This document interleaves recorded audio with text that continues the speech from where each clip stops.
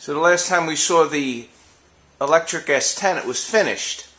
That was until I went over to the state to have them inspect it.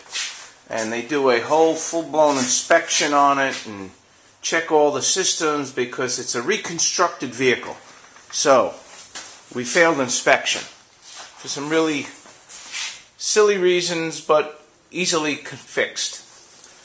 There's no batteries in the battery box. They're now all lined up over here because the vehicle is overweight, and overweight is a little ridiculous. So what we're going to do is next time we go for the inspection, bring in is a 96 volt system instead of a 144 volt system. That's 7 batteries we could take out. So as with everything I do, I get a little nuts, so I pulled all the cabling off the front box, and I pulled all the cabling off the back box, and I'm just going to reline them up so the caps to check the water system is easily taken off. Got to put some baking soda around there. Looks like some of that sulfuric acid leaked. Okay, then one of the other things that we failed for was the vacuum canister, and I added a second vacuum canister. Wasn't secure, so I instead of using twist tie secure it, I have a bolt running through, and I just bonded that to it, and it's really secure.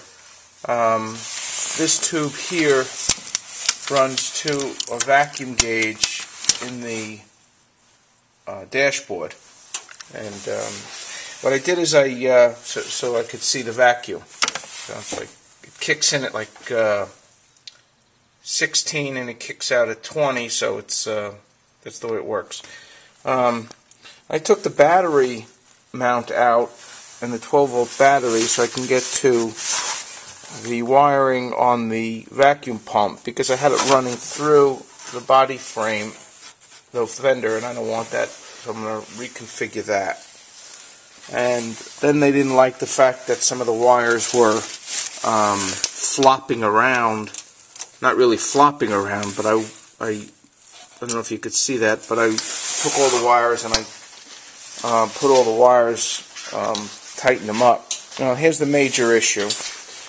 Well, let's look at a minor issue first. There was a small power steering link, so I pulled off all the power steering hoses and put some stuff that I hope will prevent it from leaking. This stuff, thread sealant, and hopefully that'll stop the leak on the power steering system, because it's all new power steering, and I tighten the hoses up. And in order to, then my major issue was there was a brake leak, and when I went to take a brake line out so I could redo the brake line, what happened was lefty loosey, righty tighty, but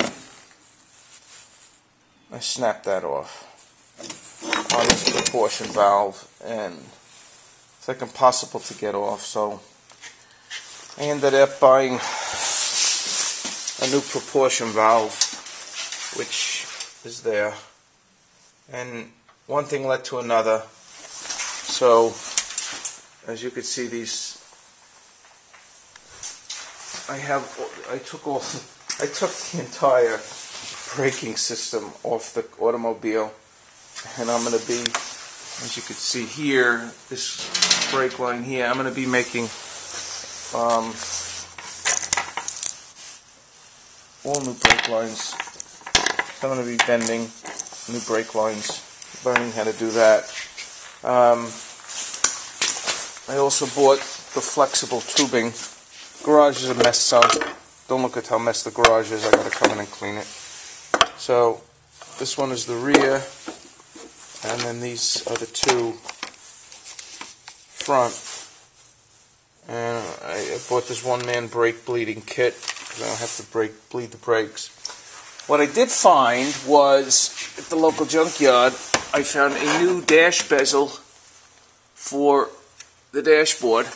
The old one I had, when I purchased the car, it had some paint on it, and I tried to remove the paint, and it was too harsh, and I really screwed it up.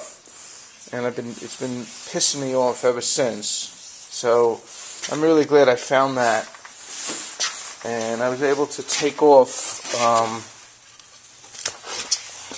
this part of it, and I had to add, which is one other thing I failed, was a low pressure battery light, low pressure brake line light, and that works off of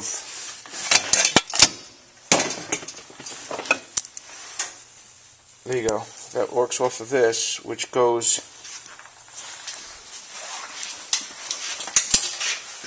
down here. Okay, and when there's low pressure, I pulled the old one apart so I could show you. This gets hooked up to this. That's from the old one. When there's low pressure, it pushes the cylinder up, which gives a contact that moves up and down.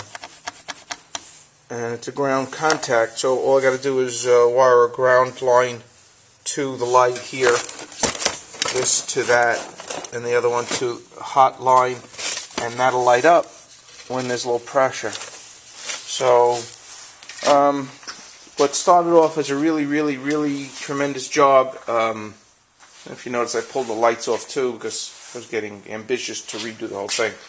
So now inspection, once I put this all back together, will be pretty easy.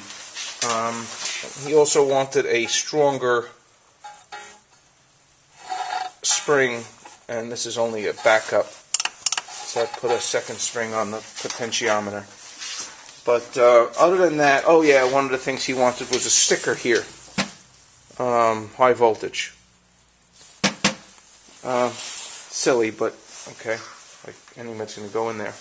So with that, I took